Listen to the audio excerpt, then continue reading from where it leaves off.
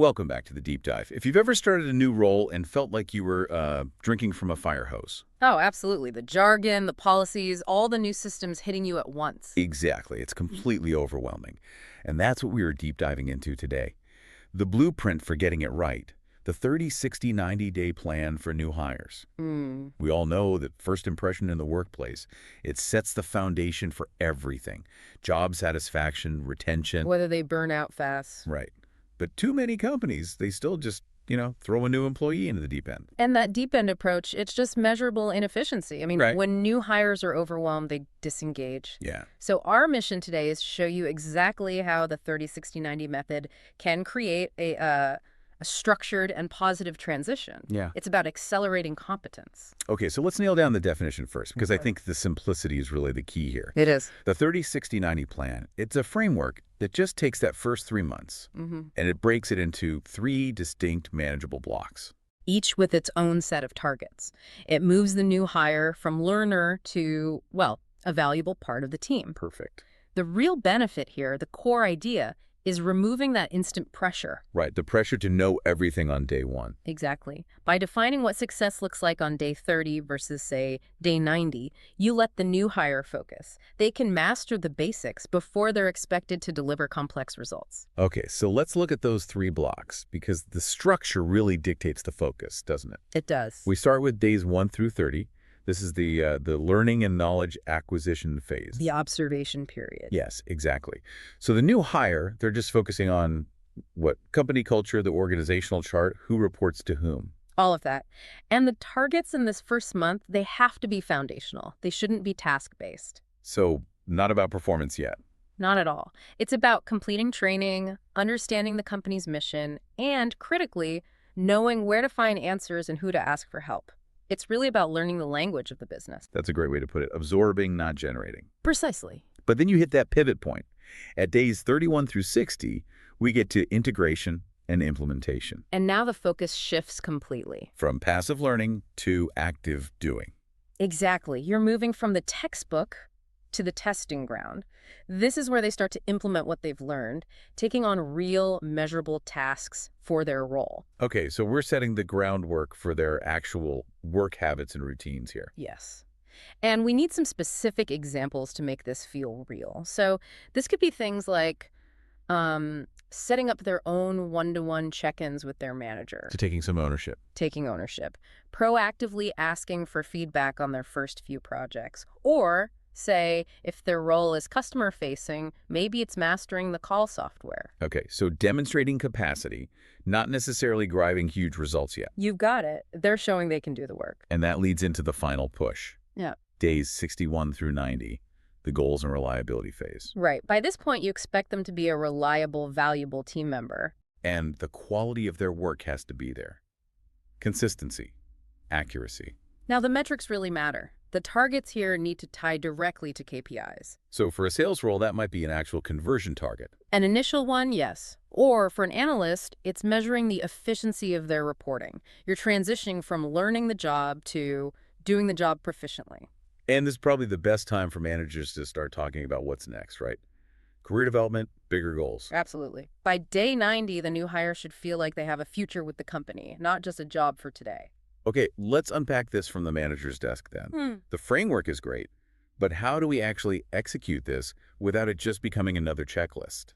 That's the real question. And it comes down to communication right from day 1. So step 1 is what? Step 1 is giving the overview and setting expectations. And this isn't just a quick handshake from HR.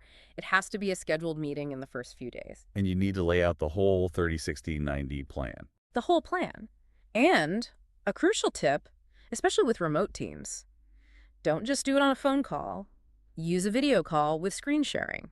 So you can actually show them the org chart, walk through documents together. It makes the abstract feel concrete. And another thing, managers need to be really careful about workload at the start. Don't just dump everything on them. Please don't. A common mistake is assigning the full job's worth of tasks immediately. It's better to start with a reasonable, maybe even an underestimated workload. That gives them some breathing room to learn the process, not just rush to produce volume. Exactly. You add tasks gradually as they build confidence. This intentional pacing, it leads right into the next part. Target setting and measurement. It does. Because if the plan is structured, the goals have to be structured too. Yeah. You can't just say, get better at Excel by day 60. That's useless. No. The targets need to be specific, actionable. This is why the SMART goals method is really non-negotiable here. Specific, measurable, achievable. Relevant and time-bound. So instead of improved communication, a SMART goal might be lead the weekly team status meeting by the end of week 8, measured by, say, manager feedback. That gives everyone a clear yardstick for what success actually looks like. It does.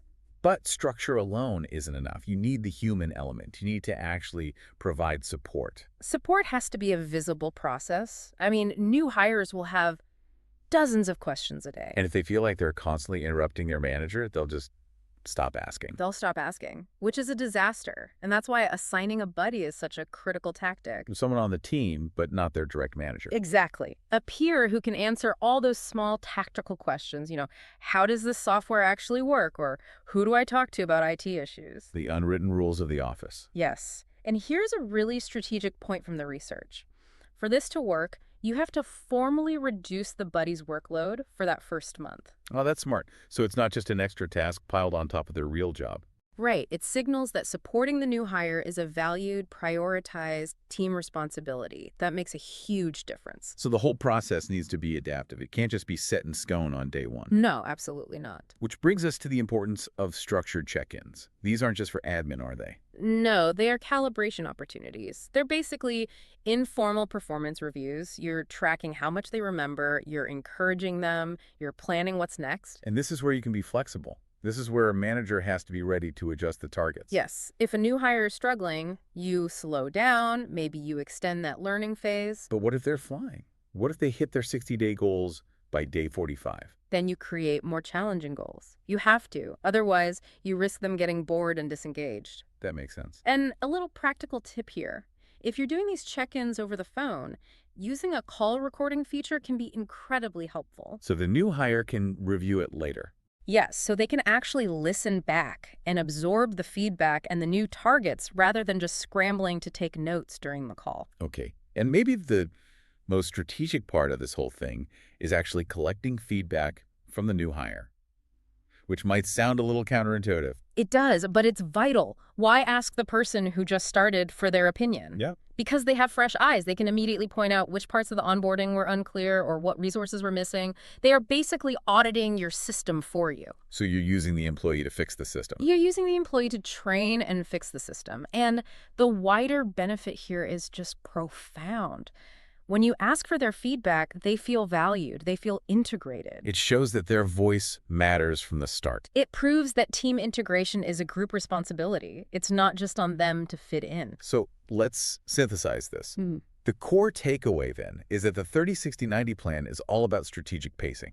It's about structuring that overwhelming wave of information and tasks into blocks you can actually digest. It actively prevents that new hire burnout. And it doesn't replace your existing training handbooks or schemes. It works alongside them. It's the roadmap to navigate all that material successfully. And it's all supported by modern HR tech, isn't it? Oh, completely. The tools we touched on, automation software, applicant tracking systems, performance management tools, they all help streamline these steps. They make sure the goal setting is consistent and trackable. So what does this all mean for you, whether you're a manager or the one starting a new job? The ultimate goal here isn't just to survive the first 3 months. No. It's to move a new hire from being, frankly, a drain on team resources to being a fairly independent, productive contributor. And this phased approach is just the clearest path to get there, which leads to better growth and much, much better employee retention. So what's the one final thought we should leave people with? I'd say this. Consider the last time you started a new role. If you'd had a 30-60-90 plan laid out for you, what specific, measurable goal would you have prioritized in that first month to really master the job quickly? And then, looking ahead to day 90, how would knowing the company was tracking its own return on investment in you, using tools like an onboard ROI calculator, how would that have changed your perception of their commitment? The framework is powerful, but the results, they depend entirely on the goals you set within it.